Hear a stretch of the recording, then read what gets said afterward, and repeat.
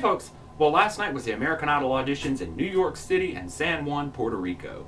Ryan Seacrest said that it was going to be twice the talent and 2 times the terrible, and really it turned into just about half of everything, and this strange back and forth that was thrown together so that I didn't even know where they were at half the time.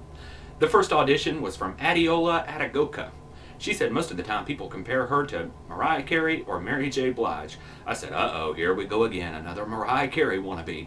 If people start telling you you sound like Mariah Carey, don't ever audition for American Idol because you know you aren't any good. We used to have guys do that with Brian McKnight. We haven't had any Brian McKnight wannabes this year, have we? I don't think we have.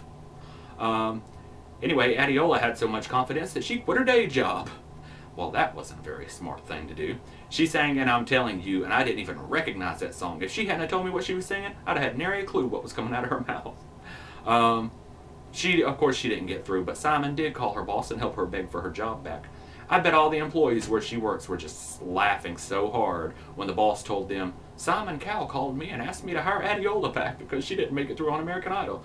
I bet they were laughing so much. Next was Jorge Nunez. He sang good, but I can't get much into Spanish music in Spanish because I gotta know what they're saying. And so I wasn't too thrilled with that. But I did understand when he said I did it my way. That's the only thing I know how to say in Spanish is par español o prime número cinco. I think that means for Spanish, please press 2 or 3. I don't know. You know when you call these automated systems, they always say that. For English, please stay on the line. Par español o prime número uno. Or cinco, or whatever they say. Uno, cinco, uno, dos, I don't know. I don't even know. Anyways, he sang another song in English, and it was pretty good. Kara said that there were some pronunciation issues, but I didn't hear that. After that was Jessica Bayer. She can't quite remember if she's 19 or 20, but she said she had won contests galore, between 500 and 700 contests. Well, I don't believe that. 500 and 700, that's a big stretch right there, isn't it? What if you had $500 or $700? Wouldn't you know the difference? She said that her first contest she won was Most Beautiful Baby. Well, if that's not taking her on the way to win the Grammy Award, I don't know what is. All babies look alike. She sang I Surrender by Celine Dion, and the judges acted like it was the most horrible thing they'd ever heard in their life. I don't know why. I thought it was good. It was a little bit shouty, but then of course it was a Celine Dion song. All Celine Dion songs are a little bit shouty. I don't know why they praise some of these shouters like Vaughn Smith and then they shoot the other ones down. I thought she was good. I felt bad for her, poor thing. After that was Melinda Camille. She said she wants to uplift humanity. Well, isn't that a tall order? She said that she is at her happiest when she can get naked in front of a mirror and just dance around. I thought we were going to get a sneak, but that dress she was wearing, I thought we were going to get a sneak peek of what she sees in that mirror when she dances around naked, because it's like them titties were just begging to come out. The dress came down like this and you could just see titty everywhere, or breast, or boobs, whatever you want to call them. But Kara asked her if she wanted to be naked during the audition, and she said if you guys were naked too. And then Simon told her to picture Randy naked while she was singing. Simon, she's not trying out for the comedy show. Next was Jackie Tawn. She sang a song by Jason Mraz, and I didn't really like that because a lot of times with these Jason Mraz songs, you can't tell. I mean, the songs are like talk singing to where they can't really show off that much. I think she'd been better off singing Mary Had a Little Lamb. But the second song she sang was a lot better, but she did make a lot of funny faces while she was singing. Simon Cowell is usually the first to point that out, but he never mentioned her funny faces. But as she asked what direction she should go, and as Simon was giving her advice, the windows started falling on the judges. They started getting assaulted by the windows. After that was a few short clips. They had Kate Cassidy shouting out "It's Raining Men." Carlos Santos, he was nothing but a spinning mess, just a mass of hair, a complete mass of hair, singing "Livin' La Vida Loca." And after that was Antion Smith. He might have been able to sing good if he hadn't been trying to dance around like a crazy person.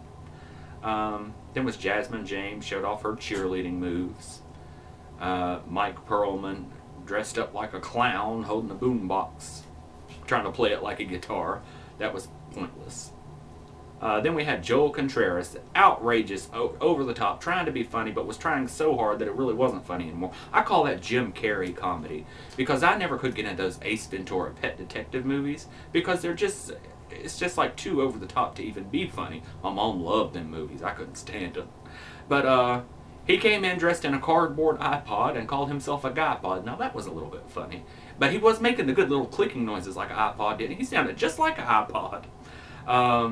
It was just ridiculous though. So, then he put a little lion puppet on his hand and said, Simon said, what relevance is you standing there with a lion on your hand to a singing competition? Of course it was a no, and he left dressed as a superhero and went and jumped in the pool. After that was Nick Mitchell, who goes by the stage name Norman Gentle. He came out in some old club shirt. I used to have a club shirt that looked kind of like that back in the 90s. That's kind of embarrassing. I don't know why I'm telling y'all this. Simon told him not to be funny. He sang, and I'm telling you. Simon stopped him and said, I thought you weren't going to be funny. And he said, you hurt me where you get kicked sometimes. Simon said, well, I would have thought you would have liked that. And he replied, what did he say after that? He said, you mean the way you like it when Seacrest does it? Well, he won the judges over at that point. They just thought that was the funniest thing they'd heard all day. And they loved him, except, of course, Simon. And then he sang Amazing Grace, and he wasn't doing half bad with it until halfway through, and then just went crazy and got all crazy. And so everybody except Simon gave him a yes, so we're going to see him again in Hollywood. Why do they put him through? That is so crazy. After that was, they showed a few more brief ones. They showed Ashley Hollister, only showed her briefly. She was pretty good. Then they showed Kenny Hoffpower. I don't know how to say that name. They had been hyping him up the whole show, showing clips of him, and I thought, well, I was looking forward to seeing his audition, and then they didn't show us any more than they had showed all throughout the show. So I thought that was kind of pointless, but he was pretty good, although I didn't like the Jason Mraz song. After that was Kendall Beard, again another brief one, but she was pretty good. Then Nicole Laraway, she tried to sing The Rose but failed. Mark Granada tried to sing some country song. It sounded like country. I don't know if it was country or not, but how can you sing country music looking like that? That was wearing a vest with that was very strange looking. But you know, he kind of reminded me of, remember when Garth Brooks decided that he was gonna create an alter ego that was gonna be a rock star, and that's like the most ridiculous thing that has ever happened in the history of the world, and he failed miserably. He looked kind of like Chris Gaines, Garth Brooks' alter ego. After that was Michael Sconiers and his massive eyeballs. Then we had Monique Garcia Torres and her adorable little brother. Her brother came in and brought a broken seashell for the judges. Wasn't that so nice of him? But they had to share the seashell. They can keep it set up on their table all the time, can't they? She sang 2 songs. I wasn't jumping out of my seat, but she was okay. Randy and Kara said no. But Paula and Simon said yes, so she made it. The only reason they put her through, though, is because of her little brother. If her little brother hadn't been in there, she wouldn't have made it. After that was Alexis Cohen, back from last year, the crazy girl that likes to stick her middle fingers up. She said that she's changed, and she certainly looked a little bit better, but she still looks like a crazy person. You know, sometimes you can just look at somebody and say, wow, they're batshit crazy. That's how she kind of looks, but she sang Like a Prayer, and Simon told her she couldn't sing. She stuck her middle fingers up at him again. I guess she hasn't changed all that much. After that was the last one of the night, Patricia Lewis Roman. And the place where she auditioned at is where her parents got married. Isn't that crazy? She sang I Want to Dance with Somebody, and she was pretty good. The judges didn't think she was good enough. Then she sang some song in Spanish, which was, was pretty good if I could understand Spanish, but I didn't hardly understand that. But I thought she was pretty good. Randy Jackson said yes, and Paula immediately, like proudly said, I'm going to say no.